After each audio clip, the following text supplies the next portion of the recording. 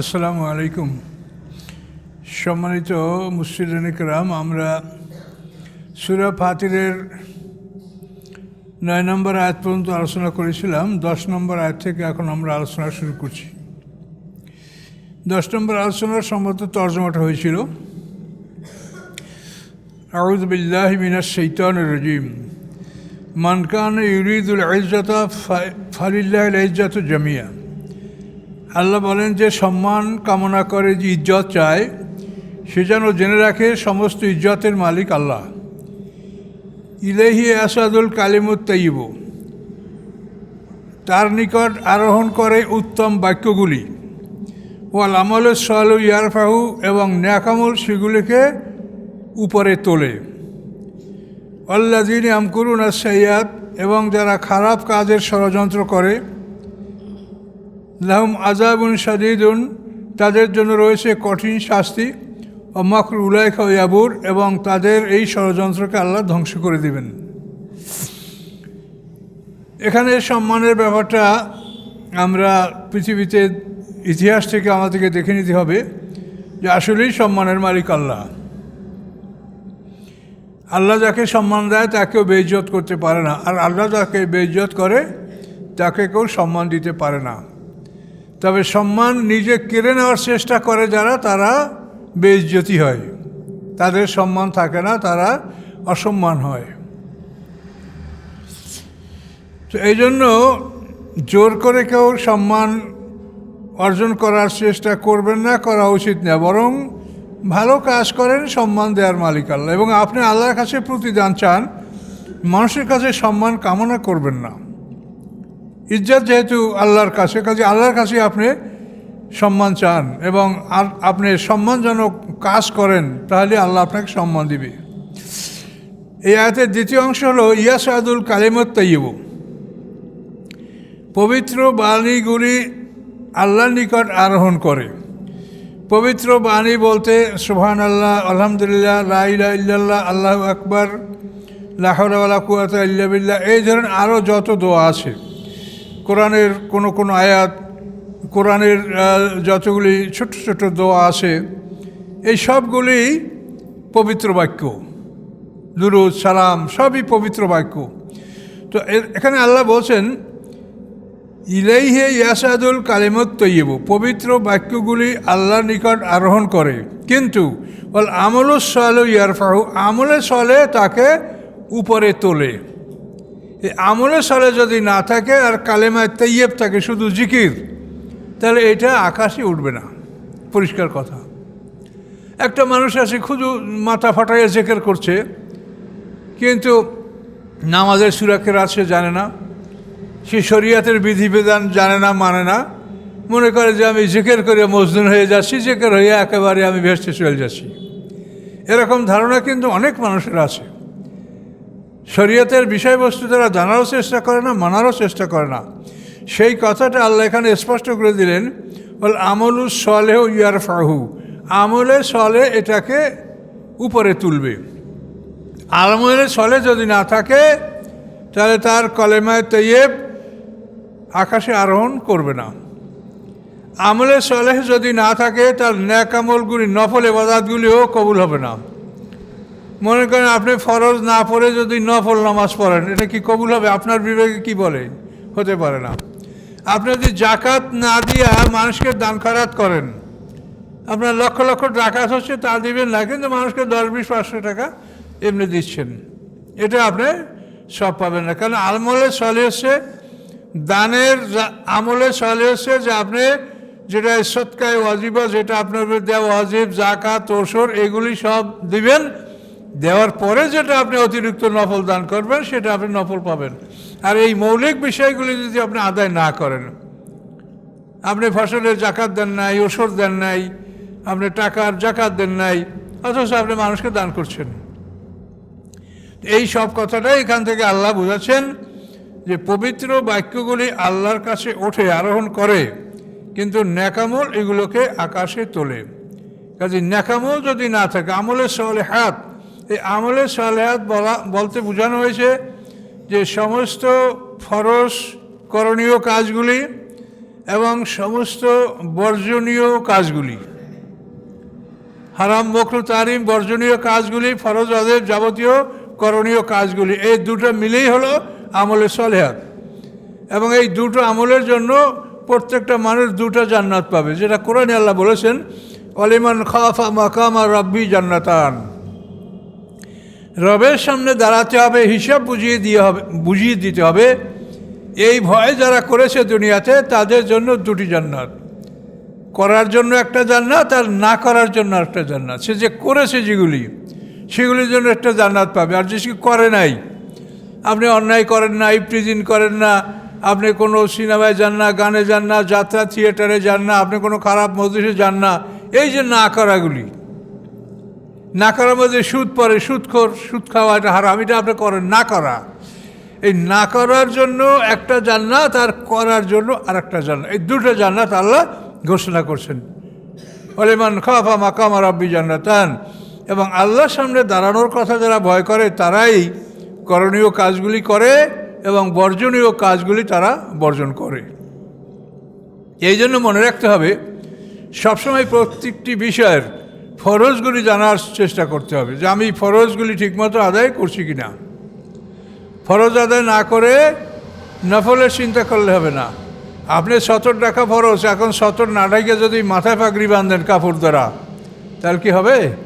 আগে 70 ঢাকবেন, তারপর যদি অতিরিক্ত থাকে তাহলে আপনি পাগড়িও বাঁধেন, অসুবিধা নাই। কিন্তু সবসময় বুঝতে হবে যে মৌলিক বিষয়টা আমি আদায় করেছি কিনা। পিতামাতার সেবা করেন না, অন্য অন্য আত্মীয় স্বজনদেরকে খুব খাওয়ান, বন্ধু বান্ধবকে খাওয়াইলেই সব। আল্লাহ রসুলকে সাল্লাল্লাহু আলাইহি ওয়াসাল্লামকে জিজ্ঞাসা করা হয়েছে যে উত্তম ইসলাম কি? তখন আল্লাহ রসুল বলেছেন, তুকরিউস সালাম ওয়া তুতিমুত তাআম। তুমি মানুষকে সালাম বলাও, মানুষকে খাদ্য খাওয়াও। এখন সালাম বলাবেন কীভাবে? আপনি বলবেন, এই ভাই সালাম দেন, এটা বলবেন? আপনি আসসালামু আলাইকুম বলবেন, তখন ও বলতে বাধ্য, ওয়ালাইকুম আসসালাম তার জন্য বলা ওয়াজিব। তো এইটা আল্লাহ রসুল কত সুন্দর ভাষায় বলেছেন, তুকরিউস সালাম ওয়া তুতিমুত তাআম। তুমি সালাম বলাও আর খাদ্য মানুষকে খাওয়াও, খাওয়ানো বড় সওয়াব। তো এখন এটা আপনি বুঝতে পারছেন যে সালাম বলাতে বলেছে, তার মানে তাকে আপনি বলবেন না যে তুমি সালাম বলো, আপনি বলবেন কি আসসালামু আলাইকুম। তখন ওই লোকটা সালামের জবাব দিতে বাধ্য, যে জবাব দেওয়া তার জন্য কি ওয়াজিব। তো এই জন্য আপনি খাওয়ানোর সব যেটা আপনি পেতে যান, সেখানেও আপনি দেখতে হবে যে আপনার মৌলিক আত্মীয় স্বজন যারা, পিতামাতা, নিকটতম আত্মীয়, এদেরকে বাদ দিয়ে যদি আপনি অন্য লোককে খাওয়ালেন, তাহলেও কিন্তু আপনি এই খাওয়ানোর সবটা আপনি পাবেন না। কাজে আল্লাহর কোরআন থেকে এই সমস্ত বিষয়গুলি বুঝে নিতে হবে, যে মৌলিক বিষয়গুলি পালন না করলে তার নফল মুস্তাহাবের সওয়াব পাওয়া যায় না।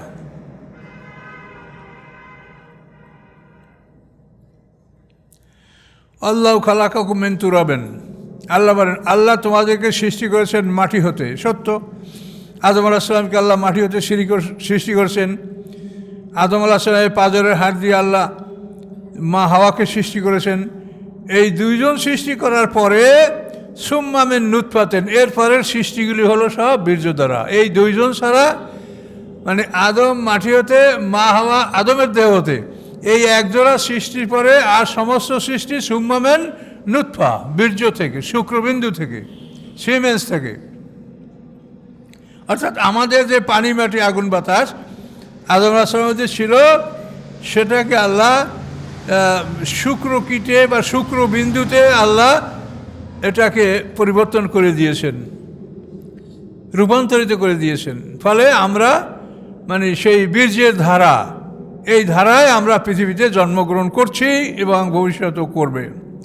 তাই আল্লাহ বলেন যে আল্লাহ তাআলা তোমাদেরকে সৃষ্টি করেছেন মাটি হতে, তারপর সৃষ্টি করেছেন তোমাদেরকে সিমেন্স থেকে, বীর্য হতে। সুম্মা জাআলাকুম আজওয়াজা, তারপর তোমাদেরকে করেছেন জোড়া জোড়া। সমস্ত মানুষ জোড়া, স্বামী স্ত্রী এক জোড়া, এবং প্রত্যেক স্ত্রী তার স্বামীর হাড্ডি থেকে তৈরি হয়। যেরকম আদম আলাইহিস সালামের হাড্ডি থেকে যেরকম মা হাওয়া তৈরি হয়েছে পাঁজরের হাড্ডি থেকে, ওই রকম প্রত্যেকটা পুরুষ থেকে আল্লাহ তাআলা তার জোড়া সৃষ্টি করেন, এক বা একাধিক। ওমা তাহমিলু মিন উনসা ওয়ালা তাদাউ ইল্লা বিইলমি, গর্ভধারণ করে না কোনো নারী, ওয়ালা তাদাউ এবং সন্তান প্রসব করে না কোনো নারী, ইল্লা বিইলমি আল্লাহর অজান্তে। আল্লাহ জানেন নির্ধারিত সময়, যে সময় আল্লাহ নির্ধারণ করে ওই সময় সে জন্মগ্রহণ করবে, যাতে ডাক্তারে করুক আর নর্মাল হোক, ওটা আল্লাহর নির্ধারিত টাইমেই হবে। ওমা ইউআম্মারু মিন মুআম্মারিন ওয়ালা ইয়ানকুসু মিন উমরি ইল্লা ফি কিতাব, আল্লাহ বলেন জীবন যাপন করে না, বয়স ভোগ করে না কোনো বয়স ভোগকারী, যে আমরা বয়স উপভোগ করছি। আল্লাহ বলেন বয়স ভোগ করে না কোনো বয়স উপভোগকারী, ওয়ালা ইয়ানকুসু মিন উমরিহি এবং কমানো হয় না কোনো মানুষের বয়স হতে, ইল্লা ফি কিতাব বরং এগুলি সব কেতাবে লিপিবদ্ধ আছে। ইন্না যালিকা আলাল্লাহ ইয়াসির, এবং এগুলি লিপিবদ্ধ রাখা, হিসাব রাখা আল্লাহর উপরে খুব সহজ। বয়স বাড়িয়ে দেওয়া, বয়স উপভোগ করা। বয়স বাড়িয়ে দেওয়া কেমনে? আমাদের যে জীবনের যে ভাগগুলো আছে, 8টা ভাগ, আমাদের জীবনের ভাগগুলো কি আমি একবার বলছি দেখেন। প্রথমে মৃত্যু, কাইফা তাকফুরুনা বিল্লাহি ওয়া কুনতুম আমওয়াতা, আমাদের জীবনের প্রথম ধাপ হলো মৃত্যু। মৃত্যুর পরে বরজাক, বরজাক পরে জন্ম, জন্মের পরে মৃত্যু। এই মৃত্যু আমাদের সামনে আসে। এই মৃত্যুর পরে আবার আমরা বরজাকে ঢুকবো, পর্দার আড়ালে জগতে ঢুকবো। সেখানে আল্লাহর ইচ্ছা যতদিন ততদিন থাকার পরে সেখান থেকে আমরা কি করব, মানে আমরা মৃত্যু, তারপর আমাদের সামনে মৃত্যুর পরে বরজাক, বরজাকের পরে আমাদের মানে দ্বিতীয় জন্ম, জন্মের পরে আমাদের জীবন। যে মরণের পরে 4টি হবে তো, আমাদের মরণ, মৃত্যু, বরজাক, জন্ম, জীবন। তারপর আবার এই মৃত্যু, বরজাক, জন্মজীবন, ঠিকই আছে 8টা। তো এখন এই যে ভাগটা আপনার দেখালাম, এখন দেখেন আমার যখন মৃত্যু নির্ধারিত আছে, মৃত্যুর সামনে বরজাকে আমার সময় আছে, আমি বরজাকে থাকবো, আপনি থাকবেন, সবাই বর থাকবো। এখন আল্লাহ যদি হায়াত বাড়ায় দিতে চান, তা আমার হায়াতের সাথে বরজাক থেকে আমার 10 বছর যোগ করে দিবেন। সেটা অন্য কারো হায়াত থেকে দিবেন না, বরজাক থেকে আমাকে 10 বছর যোগ দিবেন, আমার বরজাক কমায় দিবেন। আর যদি আল্লাহ হায়াত কমায় দিতে চান, তা আমার হায়াত থেকে 10-20 বছর কমিয়ে সেটা বরজাকে যোগ করে দিবেন, ওখানে থাকবে। কোনো মানুষ কারো সে একদিনের ছোট না, একদিনের বড় না, সমস্ত মানুষগুলির বয়স সমান। এটা আপনি একটু হিসাব করলেই বুঝবেন। আমরা এখন জন্মগ্রহণ করছি, আমাদের আগে অন্তত 7,000 বছর, 8,000 বছর পার হয়ে গেছে। তো এই 7-8,000 বছর আগে জন্মগ্রহণ করে যারা মৃত্যুবরণ করছে, তারা মৃত্যুর পরে কোথায় ছিল? বরজাকে, পর্দার আড়ালে জগতে। সেই বরজাক থেকে তারা হয়তো এই হাজার হাজার বছর এই অন্ধকারে থাকার পরে হাসরের ময়দানে আমাদের সাথে উঠবে। তো তাদের বরজাকটা অতি লম্বা হলো, আর পিছনে হায়াতটা তাদের যা ছিল তাই ছিল। আর আমরা যারা আছি, আমাদের পিছনে বরজাক, সামনেও বরজাক। তো এই পিছনে বরজাক, সামনে বরজাক, মধ্যে হায়াত, এই 3টা মিলাইলে আমাদের সবার বর্ষা সমান হয়ে যাবে। তাতে অতীত বর্তমান যাকেই বলেন, যে আগে মারা গেছে তার পিছনে বরজাক ছিল কম, আর সামনে বরজাক বেশি। অতীত প্রত্যেকটা মানুষের 2টা বরজাক। মৃত্যুর পরে সে বরজাকে থাকছে, আগে ছিল, আর এখনও সে মৃত্যুর পরে বরজাকে থাকবে। কাজে প্রত্যেকটা মানুষের 2টা বরজাক, 2টা জীবন, এটা যদি আপনি যোগ করেন তাহলে প্রত্যেকটা মানুষের সমান বয়স সমান, কেউ কারো সাথে একদিনের বড় না, ছোটও না। তো এই জন্য আল্লাহ তাআলা কারো হায়াত থেকে কাউকে হায়াত দিবে না। যদি হায়াত আল্লাহ দান করেন, তাহলে আমার হায়াত আমার বরজাক থেকে হায়াতের সাথে যোগ দেবেন। আর যদি আল্লাহ হায়াত কমিয়ে দেন, তো আমার হায়াত থেকে হায়াত মানে আয়ু কমাইয়া, সময় কমিয়ে এটা বরজাকের সাথে যোগ দিয়ে দিবেন। তাতে করে আমার বয়সের যে একটা হিসাব, এটা ঠিক থাকবে। তাছাড়া মানুষের আকল, আল্লাহ তাআলা যে আফালা তাআকিলুন, আফালা ইয়াকিলুন, এই দুটো শব্দ কোরআনে 46 বার পড়েছে। একটা যে হিসাব করেন, সমস্ত মানুষের জন্ম মৃত্যু এগুলো কিন্তু একসঙ্গেই হচ্ছে। সব মানুষ আমরা একসঙ্গে জন্মিনি আদম আলাইহিস পিঠ থেকে। ইসলামী তার সিঙ্গের ফুৎকার আমরা একসঙ্গে সব আবার উঠবো না? আবার সবাই হাসরের ময়দানে একসঙ্গে বিচার করে একসঙ্গে ভেসতে যাব না? তো এই যে আমাদের জীবনের একটা হিসাব, এইটা বুঝতে হবে। তাহলে যে কোনো একটা জিনিসের সমাপ্তি আছে। আমাদের হায়াতের কথা আল্লাহ বলছেন যে কোটি কোটি বছর আমরা বেঁচে থাকবো, কিন্তু তারপরেও তো একটা সমাপ্তি আছে যেদিনই হোক। তো সেই সমাপ্তির পরে যদি অবস্থাটা এমন হয় যে সবার সমাপ্তি হয়ে গেল, এখন দাউদ আলাইহিস সালামের আদম আলাইহিস সালাম 20 বছর বয়স দিয়েছে, এখন দাউদ আলাইহিস সালামের হায়াত আরও 20 বছর আছে। তো এখন এই একটা লোক 20 বছর কেমন করে থাকবে বলেন তো? কেউ নাই, তখন একটা লোক, এটা কি সম্ভব? কারণ এটা যেমন সম্ভব না, তখন কোনো মানুষের হায়াতও কাউকে দেওয়া সম্ভব না। এগুলি জ্ঞান, কোরআন এগুলো মিলে বুঝতে হবে যে একটা মানুষের বয়স বেশি দিলে সেই মানুষটা কী করবে। কাজে এই জন্য এই সমস্ত কথা হিসাব কিতাব করে বলতে হবে। অনেকে বলে কি আসহাবে কাফের কুত্তা ভেসতে যাবে, নাউজুবিল্লাহ। আসহাব কুকুর ভক্তি, কুকুর যে পূর্বভক্ত সেটা এখনও পৃথিবীতে দেখা যায়। অনেক কুকুর দেখা যায় যে তার মনিবের কবরের কাছে বসে থাকে, এই জন্য কুকুর ভেসতে যাবে। কাজে এটা কুকুরের যে স্বভাব সেটা এখানে প্রমাণিত হয়েছে, মানে প্রবল ভাগে, যে এই কুকুরটা অত্যন্ত পূর্বভক্ত ছিল, কিন্তু এই জন্য সে ভেসতে যাবে এই কথা তো বলা যাবে না।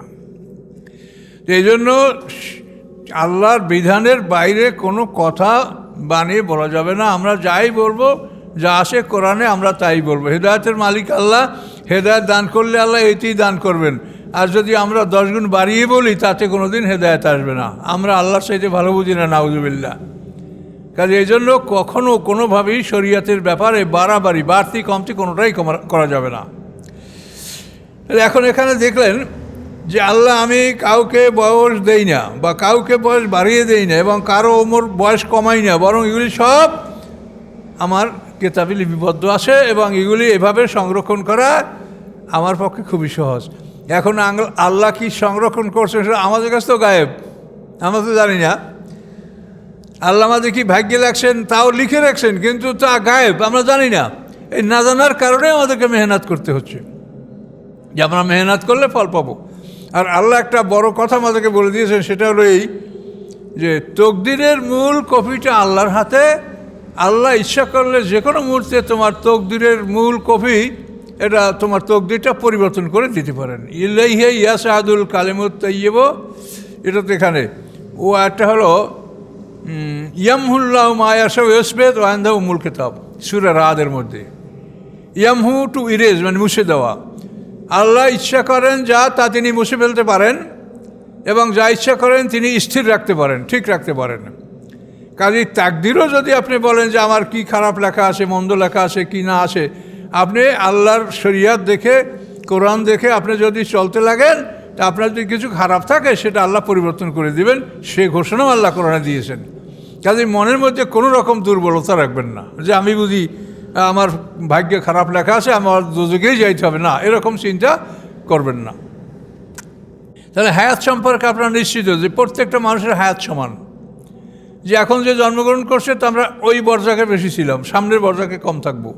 আর আগে যারা জন্মগ্রহণ করছে তারা পিছনের বর্জাকে কম ছিল, সামনের বর্জাকে তারা বেশি সময় কাটাবে। এই 2 বর্জাক প্লাস হায়াত মাঝে, এটা ডেলি দেখবেন যে প্রত্যেকটা মানুষের বয়স সমান। কেউ কারো সাইডে ছোটও না বড় না, কেউ কাউকে হায়াত দিতে পারে না। অথচ হায়াত দান করার অসংখ্য হাদিস আছে যে হায়াত দেওয়া হয়েছে দাউদ আলাইহিস সালামকে, কোন কোন নবীকে কে কাকে ভালো, এটা আছে অসংখ্য হাদিসে, কিন্তু এটা কোরআন সম্মত নয়।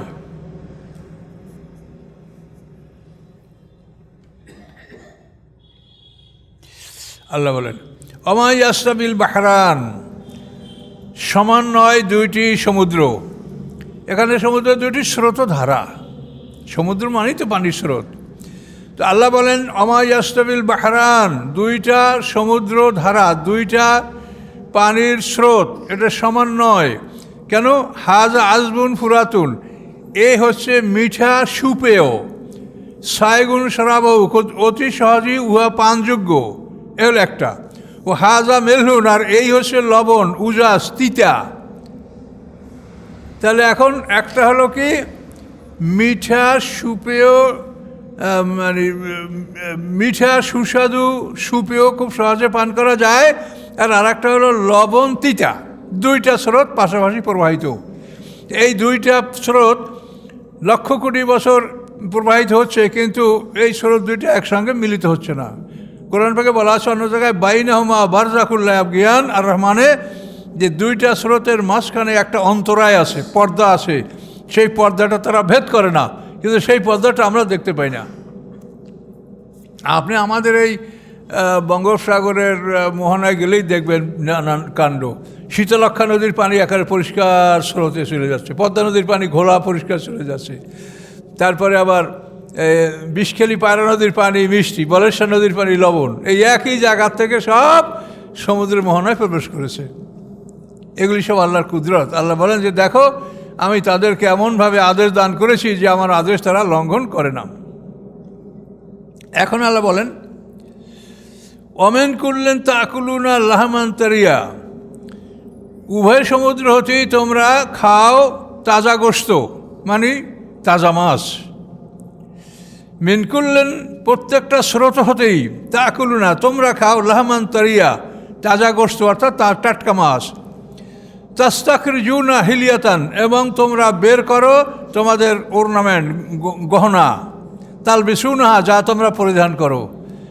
তোমরা সমুদ্র থেকে মণি, মুক্তা, তারপরে নীলকান্ত মণি, এই প্রবাল, এসবগুলি তোমরা উভয় স্রোত থেকে সংগ্রহ করে তোমরা তার থেকে কী করো, গহনা তোমরা, মানে তোমাদের জিওর তালবাসুনাহা, সেগুলিকে তোমরা পরিধান করো। তো এটা আল্লাহর কত কুদরত যে উভয় সমুদ্র থেকেই আমরা মাছও পাই আর ওই সমস্ত জিনিস এগুলিও পাওয়া যায়। তো অতারাল ফুল কাফিয়ে মাওয়াখেরা, এবং তুমি দেখতে পাবে নৌকাগুলি, বোঝাই নৌকাগুলি ফিহে মাওয়াখেরা, ওর মধ্যে পানির বুক চিরে চলছে। মাওয়াখেরা মানে বক্ষ চিরে চলা। কেন চলছে? লেতাব তাকু মে ফাদলি, যাতে তোমরা অনুসন্ধান করতে পারো আল্লাহর অনুগ্রহ, ব্যবসা বাণিজ্য, বলে আল্লাহ কুম চাষ করুন, এবং যাতে তোমরা আল্লাহর প্রতি কৃতজ্ঞতা জ্ঞাপন করতে পারো।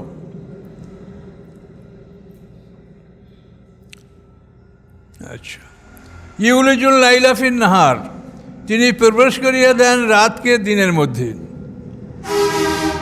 এই যে এখন বর্তমানে রাতকে দিনের মধ্যে প্রবেশ করিয়ে দিয়েছেন, ফলে দিন ছোট হতে হতে দিন হয়েছে 9 ঘন্টা, আর বাকিটা সম্পূর্ণ কি 15 ঘন্টা রাত। এটা আল্লাহ বলেন যে তিনি প্রবেশ করিয়ে দেন রাতকে দিনের মধ্যে। ওইউলুজুন নাহার, আবার কখনও প্রবেশ করিয়ে দেন দিনকে রাতের মধ্যে। দিনকে যখন রাতের মধ্যে প্রবেশ করায় দেবেন, তখন রাত ছোট হয়ে যাবে, রাত হবে 9 ঘন্টা আর দিন হবে কত, 15 24 ঘন্টা। এইভাবে আল্লাহ এটা চোখের সামনে দেখছেন। এইটা আল্লাহ ছাড়া পৃথিবীর কারো কোনো করার ক্ষমতাও না, এটা রদ করার ক্ষমতা নাই। এখন দিন ছোট হচ্ছে, এটাকে কেউ কমাতে পারবে? আবার যখন দিন বাড়তে শুরু করবে, গরম বাড়তে শুরু পরিবর্তন করতে পারবে? এই আবহাওয়ার যে দিক থেকে বাতাস যখন এখন উত্তর দিকে প্রবাহিত হচ্ছে, কেউ ঠেকাতে পারবে যেটা আমি ঘুরাই দেবো? আর দক্ষিণ থেকে যখন আসবে সেটাকেও ফিরাতে পারবে? তা আল্লাহ বলেন যেগুলি পৃথিবী আমার, এবং এই পৃথিবীতে যা কিছু ঘটে আমার ইচ্ছায় ঘটে, কিন্তু তোমাদেরকে আমি ক্ষমতা দিয়েছি এই দিয়ে আমার পৃথিবীতে অন্যায় করো না। অন্যায় করলে খবর আছে, কী খবর আছে তা কোরআনে সব বলা আছে। অসাক্ষরা শামস আল কামারাম, এবং তিনি কাজে নিয়োগ করেছেন সূর্যকে এবং চন্দ্রকে। তারা কাজে নিয়োজিত, কাজ করে, সাবসার্ভিয়েন্ট, তাবে অনুগত। চন্দ্র সূর্যকে কাজে নিয়োজিত করেছেন, সেইভাবে চন্দ্র সূর্য দায়িত্ব পালন করে যাচ্ছে। কুল্লু ইয়াজরিল আজালে মুসাম্মা, এবং প্রত্যেকটি নির্ধারিত সময় পর্যন্ত চলবে। এগুলো কিয়ামত তো থাকবে না, নির্ধারিত সময় পর এগুলো ধ্বংস হয়ে যায়। এই জন্য বলা হয়েছে আজালে মুসাম্মা, যে প্রত্যেকটাই একটা নির্ধারিত সময় পর্যন্ত চলবে, তারপর এরা ধ্বংস হবে। সূর্য সম্পর্কে বিজ্ঞানীরা বলছে যে সূর্য যদি এভাবে চলতে থাকে তাহলে সূর্যের গন্তব্যস্থল সোলার অ্যাপেক্স, এই সোলার অ্যাপেক্সে সূর্য পুষতে 10,000 কোটি বছর যদি সূর্য চলে তো ওখানে পুষতে পারবে। কিন্তু অবশ্যই সূর্য 10,000 কোটি বেশি থাকবে না। কিন্তু বিজ্ঞানীদের কথা তো পরিবর্তনশীল, এভলিউশনারি, এটা পরিবর্তন হয়, ওনারা যখন যেটা বোঝেন সেটা বলেন।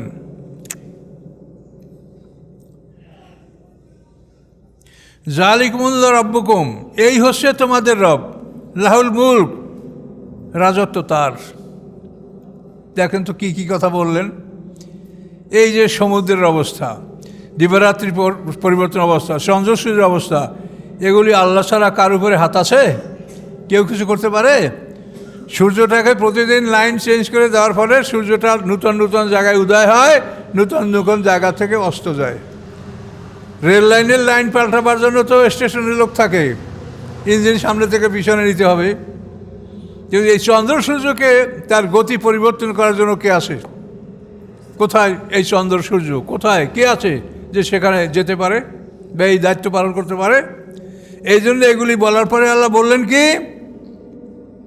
যে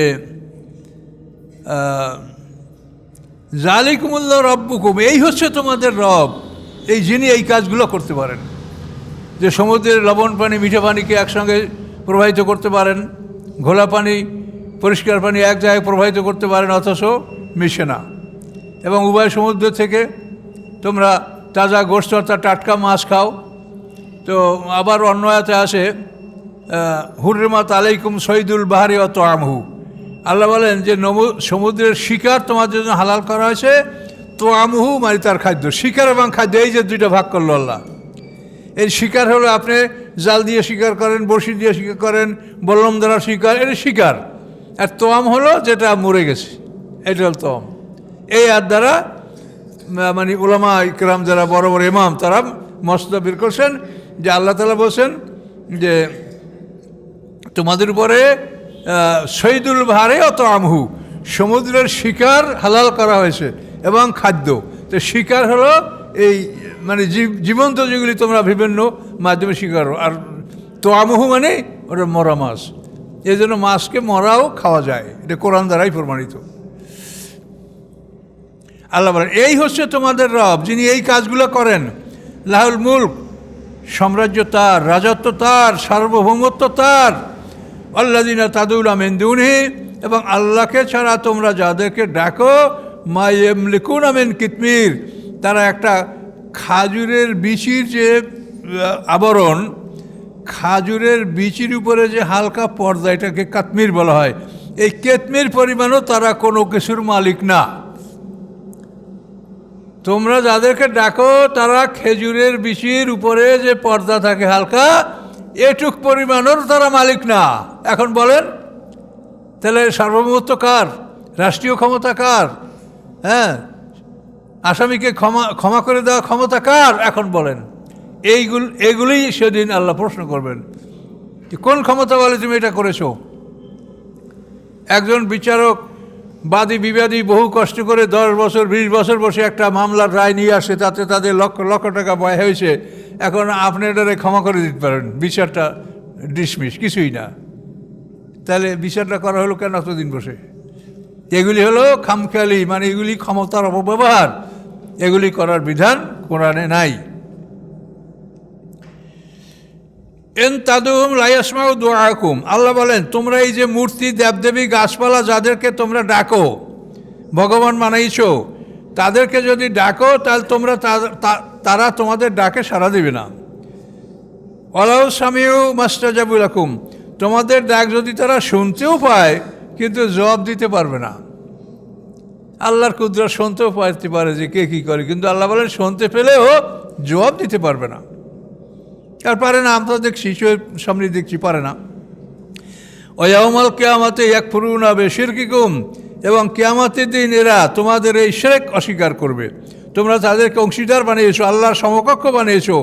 হ্যাঁ, এই অস্বীকার তোমরা যে এটা পার্টনার সাব্যস্ত করছো আল্লাহর, এটা কিয়ামতের দিন তোমাদের শরীকরা অস্বীকার করবে।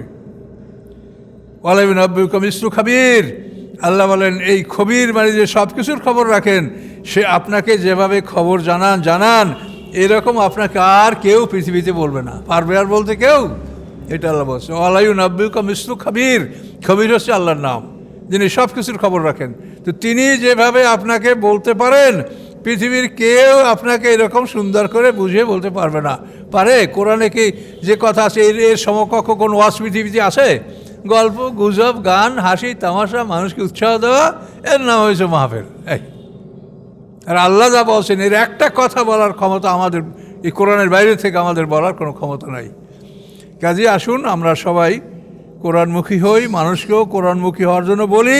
কিন্তু না হলে আপনি দুঃখ করবেন না, জোর জবরদস্তিও করবেন না, তার কারণ সবাই হেদায়েত পাবে না। এজন্য আপনাকে পৌঁছিয়ে দাওয়াতটা পৌঁছিয়ে দিবেন, কিন্তু গ্রহণ না করলে মন খারাপ করবেন না। অনেকে গ্রহণ না করলে খুব মন খারাপ করে ফেলে, এটা না করবেন না। তো সময় হয়ে গেছে নাকি? তো ইনশাল্লাহ জি।